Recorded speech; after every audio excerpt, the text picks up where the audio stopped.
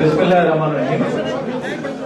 যুক্তরাজ্য বিএনপি কর্তৃক আয়োজিত আজকের এই শহীদ রাষ্ট্রপতি জিয়াউর রহমানের ৪৩তম শাহাদাত বার্ষিকী উপলক্ষে আয়োজিত এই মিলাদ মাহফিলের অংশগ্রহণকারী সকল অতিথিবৃন্দ, আসসালামু আলাইকুম।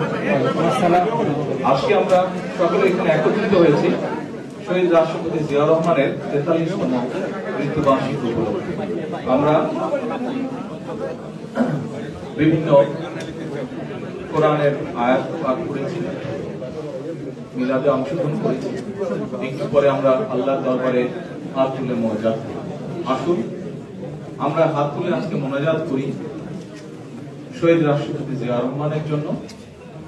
আমরা মোনাজাত করব 1971 সালে লক্ষ লক্ষ মুক্তিযোদ্ধা যারা এই দেশকে স্বাধীন করার জন্য